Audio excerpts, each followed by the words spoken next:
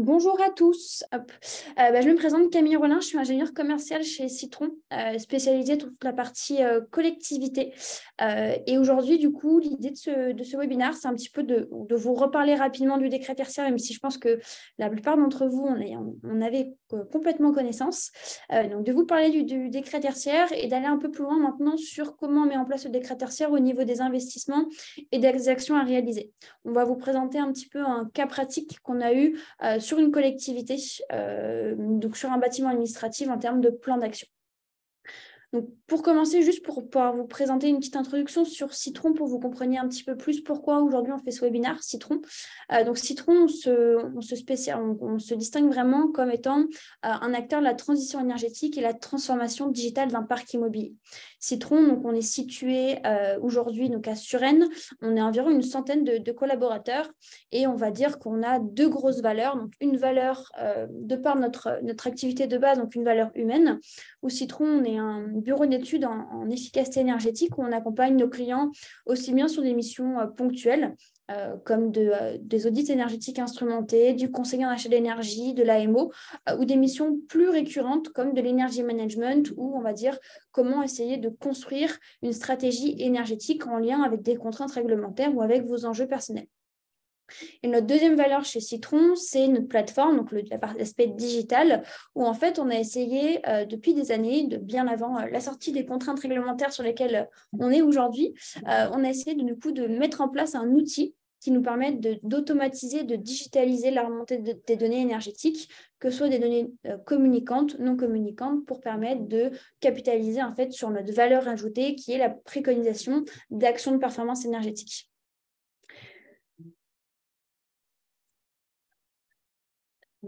Excusez-moi, pas de suite.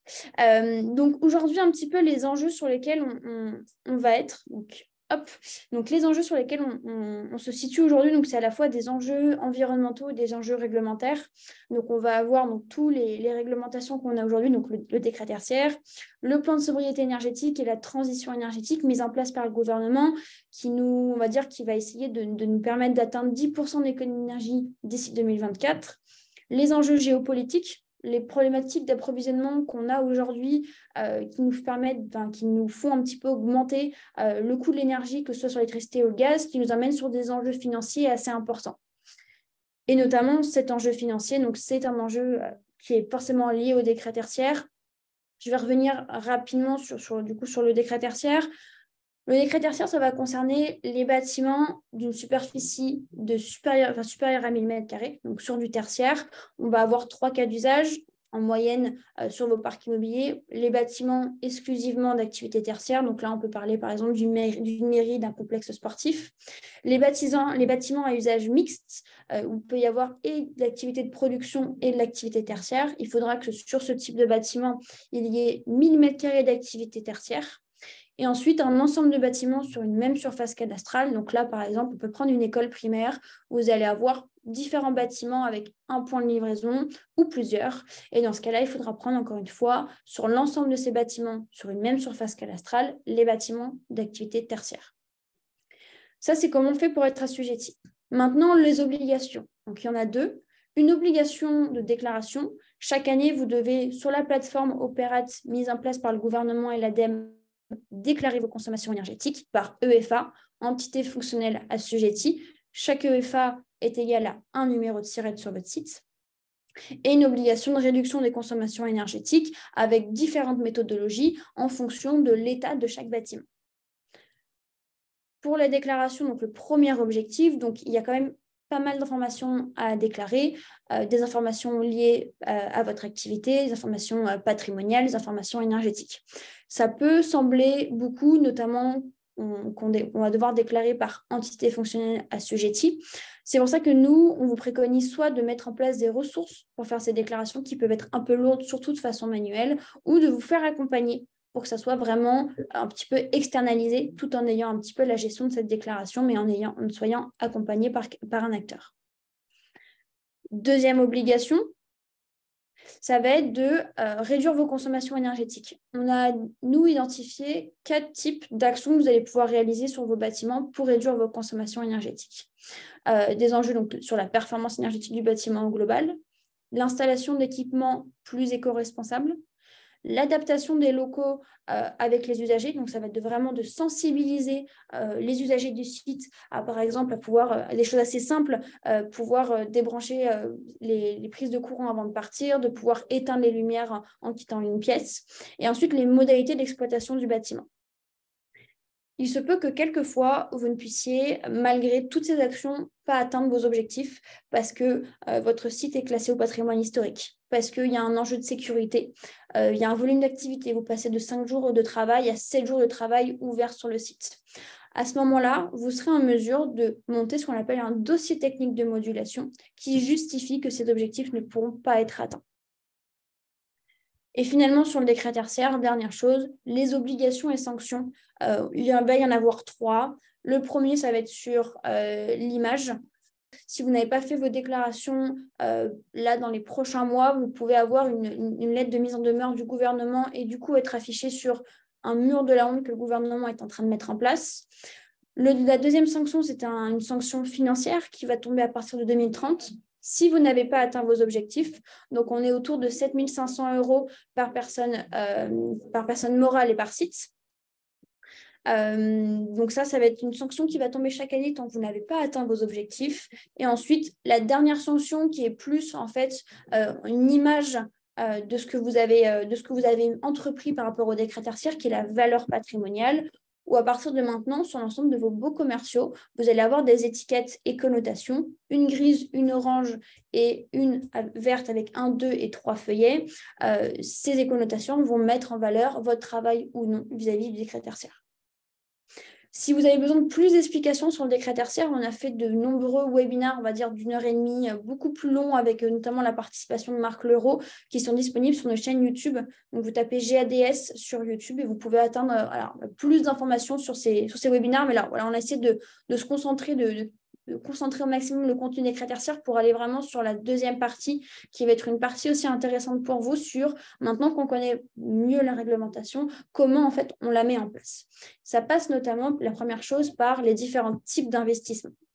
Les types d'investissements, il va y en avoir, nous on a identifié 3 scénarios. Un premier scénario, on appelle le scénario malin, où on va mettre en place des actions uniquement avec des ROI inférieurs à 1 an. Ces actions-là, on va les appeler, donc notamment, vous allez les voir avec le nom les quick wins. Les quick wins, donc, ce sont les actions qui demandent peu de budget, peu d'investissement, qui ont des retours sur investissement inférieurs à 1 an et qui vous permettent, donc, cumuler à votre parc immobilier sur chaque bâtiment, à générer chaque année un gain financier annuel assez important que vous allez pouvoir réinjecter dans de nouvelles actions. Le scénario malin, nous, en moyenne, on va dire que via ce scénario chez nos clients, on atteint entre 0 et 15% d'économie d'énergie sur le parc immobilier. Le deuxième scénario, c'est le scénario responsable. Ce scénario-là, donc, on est sur des actions avec des retours sur investissement entre 1 et 4 ans. Et sur ce scénario, donc, on va mettre en place des quick wins, mais on va aussi mettre en place des actions qui demandent un peu plus d'investissement, comme le changement d'équipement plus éco-responsable. Donc, par exemple, ça va être de mise en place de déstratificateurs d'air, le déploiement de sondes pour voir si on a bien ce confort escompté dans les différents bureaux, dans les différentes parties du bâtiment.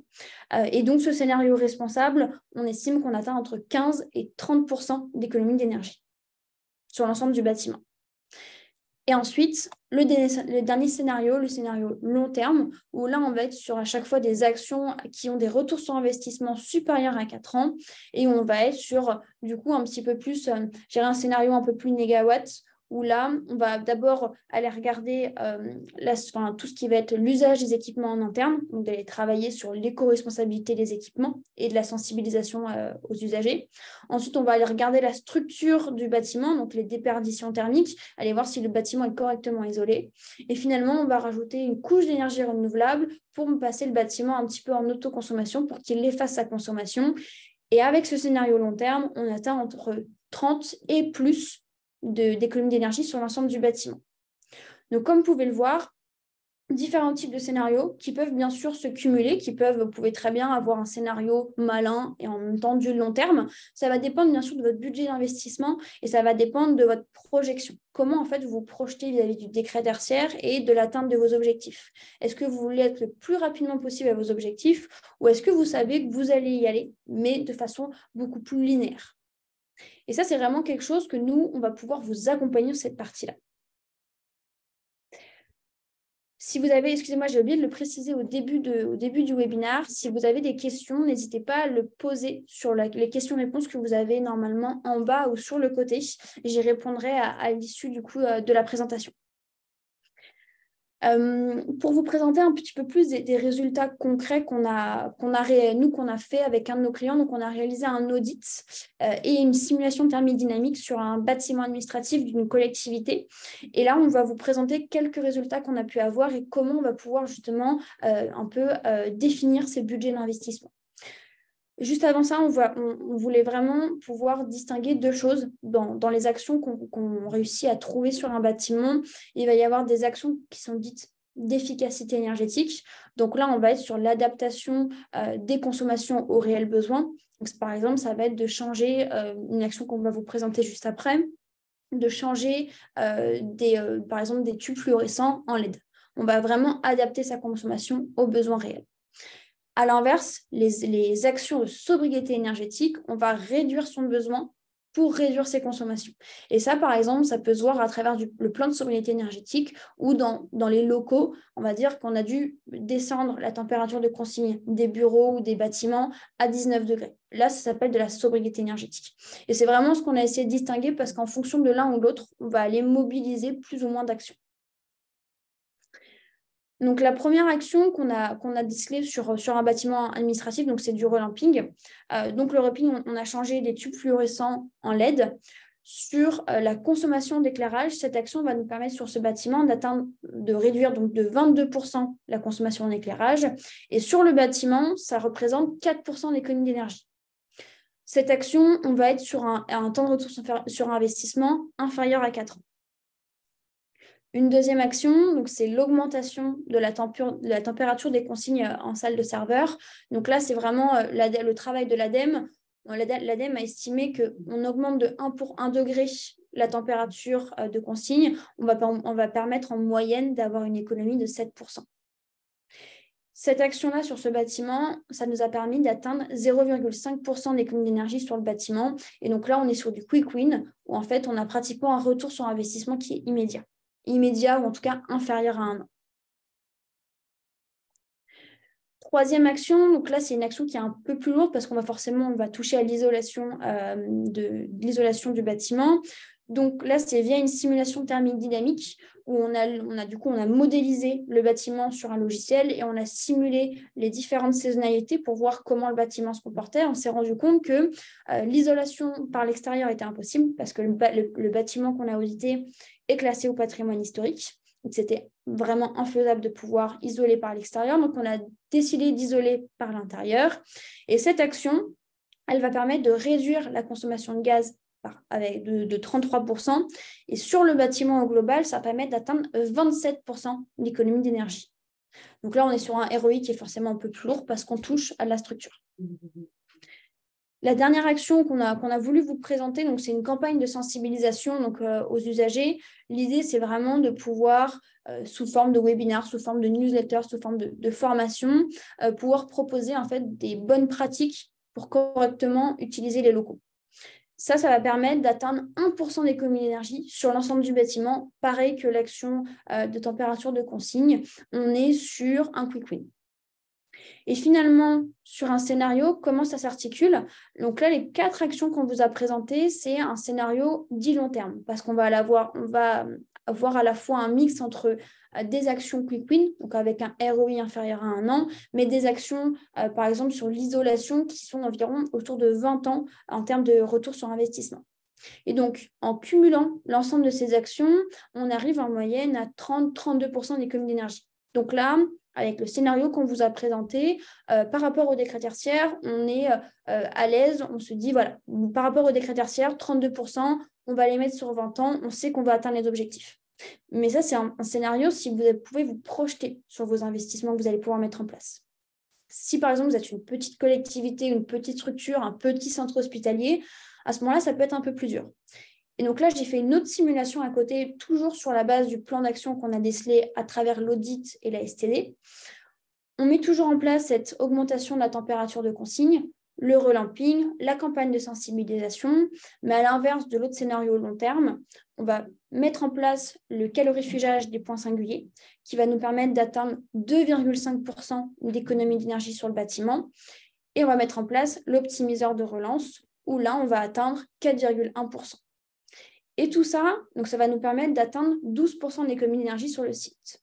Donc, c'est une autre approche qu'on peut avoir au niveau budgétaire, de se dire est-ce qu'on veut tout de suite se rassurer par rapport au décret tertiaire, mettre en place les actions maintenant et d'avoir vraiment le retour sur investissement sur les années à venir, mais de savoir que dans 20 ans, on a atteint les objectifs. Ou est-ce qu'on est un peu plus, je dirais, court-termiste, mais parce qu'on n'a pas trop le choix par rapport à nos budgets d'investissement, on va plutôt rester sur un investissement malin où on va mettre en place des choses qui, on sait, sous 3-4 ans, c'est rentabilisé et on sait qu'on a déjà une première démarche décret tertiaire qui est mise en place et qui va se prolonger les années suivantes. Ce qu'on a voulu vraiment mettre en avant dans ces scénarios, c'est que peu importe vos ressources, votre budget, votre structure, vous allez pouvoir vraiment moduler votre approche décret tertiaire. Et c'est ce qu'on fait avec nos clients. On co-construit ensemble cette approche pour être sûr que ça correspond à vous, votre budget, à ce qui est réalisable sur vos bâtiments en fonction de l'état et, on va dire, la vétusté de votre parc immobilier. Par contre, ce qu'on a identifié et ce qui peut être intéressant, c'est les dispositifs C2E. Donc, les C2E sont des certificats d'économie d'énergie. Ça a été mis en place par le gouvernement depuis 2005, où en fait, c'est vraiment un marché global qui a été monté en 2005 et qui s'étend au fur et à mesure de plus en plus. Ce marché, il fonctionne sur le principe de pollueur payant. On va avoir des grosses entreprises en France qui vont polluer de par leur activité, comme des fournisseurs d'énergie, des exploitants. L'idée, c'est qu'ils vont, en contrepartie, pour équilibrer la pollution qu'ils produisent via leur activité, ils vont, ce qu'on appelle, vendre des certificats d'économie d'énergie, c'est-à-dire subventionner des actions éco-responsables auprès de leurs clients pour venir équilibrer la pollution qu'ils produisent par rapport, on va dire, aux gestes éco-responsables qu'ils vont pouvoir apporter. Et ça, les C2E, c'est un réel levier financier pour vous. Nous, dans nos actions, dans nos plans d'action, on va aller identifier sur chacune des actions possibles le montant, la valorisation C2E que vous allez pouvoir atteindre. Et on va pouvoir après, via nos partenaires, vous permettre de monter vos dossiers C2E pour, on va dire, vous alléger administrativement d'une tâche supplémentaire. Mais c'est vraiment, l'idée, c'est que ça sera un levier pour vos actions à mener et justement pour vos budgets d'investissement pour anticiper au maximum ce qui va se passer dans les années à venir. Et donc, nous, Citron, dans tout ça, comment on peut faire pour vous accompagner? Donc, je l'ai déjà un petit peu dit, on vous accompagne via notre bureau d'études sur des missions de conseil pour aller essayer de chercher des audits, chercher des simulations thermodynamiques, de pouvoir monter des plans d'action sur la base de vos budgets d'investissement possibles avec la mise en place de ces 2E. On va pouvoir vous accompagner sur ça. Mais avant tout, Citron, en fait, notre objectif, c'est via le digital, donc via en fait une plateforme de suivi énergétique, où on remonte des données énergétiques, vous remettre au cœur de votre démarche décret tertiaire. On va pouvoir en fait mettre en place cette plateforme pour vous permettre déjà dans un premier temps d'avoir une meilleure lecture de votre parc immobilier. Vous allez avoir 50, 100, 200, peut-être 10 bâtiments soumis au décret tertiaire, peu importe. L'idée, c'est de première avoir une lecture macro et micro de comment votre parc immobilier se comporte. Une fois qu'on a une meilleure lecture, on va pouvoir avoir des pistes d'amélioration d'efficacité énergétique et de pouvoir également prioriser des actions à mettre en place dans le cadre de se projeter sur un budget d'investissement.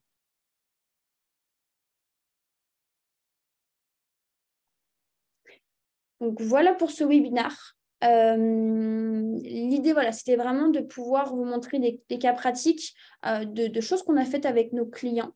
Je ne sais pas s'il y a des questions, des réponses, enfin des questions sur le... Je ne sais pas où.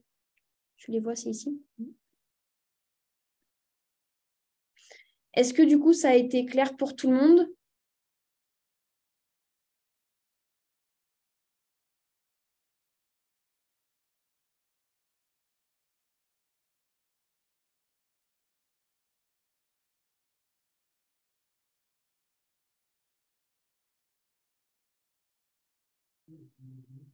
Bah, je ne vois pas de questions complémentaires, donc je pense que c'est... Est-ce que vous avez des remarques peut-être sur la présentation? Est-ce que ça vous a convenu en tout cas d'apprendre ces nouvelles choses?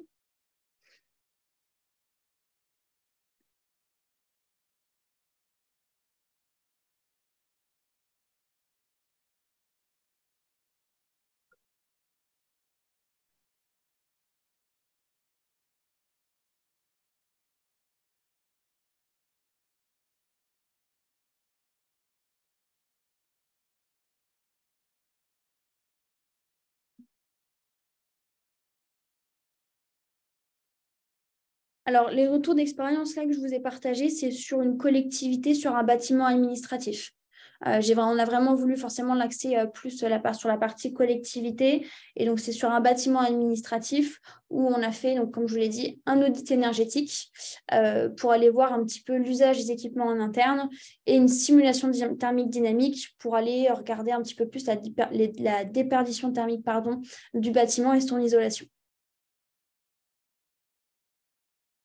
Et donc, c'est sur une collectivité de taille moyenne, je crois, environ une centaine de bâtiments.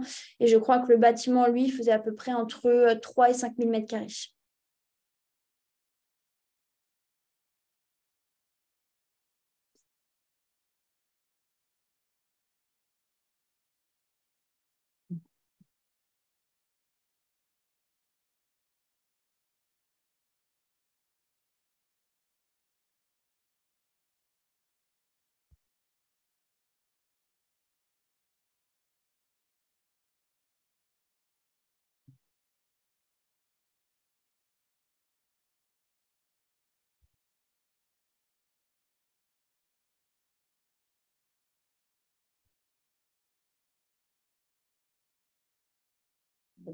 Mm.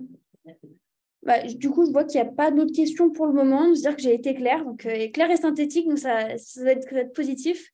De toute façon, le webinar sera disponible, enfin le replay, pardon, excusez-moi, le replay sera disponible, on va vous l'envoyer par mail et il sera disponible également sur notre chaîne YouTube. Donc n'hésitez pas à aller le revoir et n'hésitez pas également à nous contacter si nécessaire. Et ben, dans ce cas, je vous souhaite une très bonne journée et une bonne continuation.